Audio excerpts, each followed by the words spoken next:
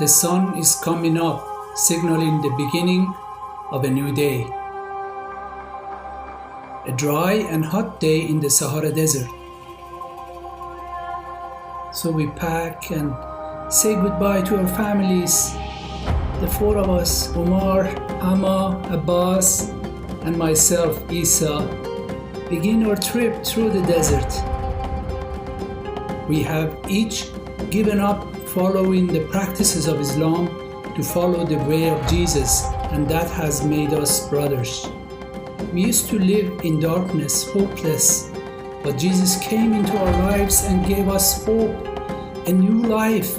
Now we live for Him, and we must bring His light to others. Through the past month, we visited several villages and towns. We have shared about the good news that transformed our lives. We shared hope and freedom in Jesus Christ. We are grateful to see that our hard work was bearing fruit. So we continue going everywhere we can, preaching to everyone we can. Traveling through the desert is not easy. The gospel is illegal here. Being a follower of Jesus means persecution. Carrying Bibles means jail. It would be easier to take a car, but the roads are dangerous. But if Jesus gave His life to save us, we owe Him all that we have. No sacrifice is too great. Once we had no opportunity to hear the good news of salvation, there are people who still have no access to the gospel. They are born and die without knowing there is a loving God. Someone needs to tell them the good news.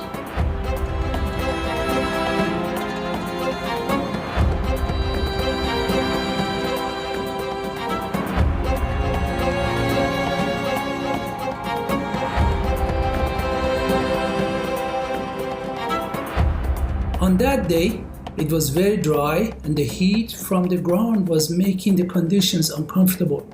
We began to grow concerned when the wind quickly began to pick up. Before we knew, we were in the middle of a sandstorm, trapped in the middle of the desert without proper shelter. We tried to stay together, sand pelting us in our faces, blinding our eyes and making it tough to breathe.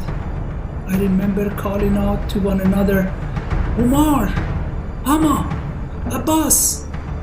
I would hear Hama call my name, Isa, and I would return the call. We were helpless, trying to survive the vast amount of the sand and dust.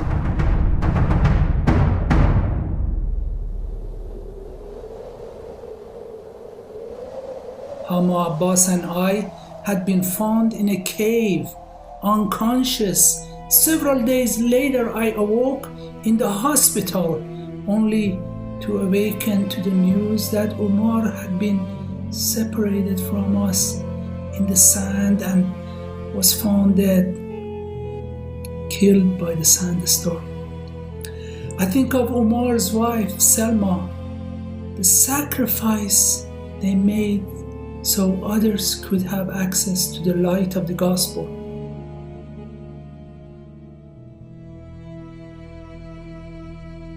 The police questioned us about our trip in the desert and warned us to stop our evangelistic campaigns. But how could we stop? How could we do anything but continue in honor of Omar's life, in honor of Christ? For we thank the Lord for death and resurrection from the dead. We thank the Lord for the free grace of salvation He has given us. We thank God because He is a living God.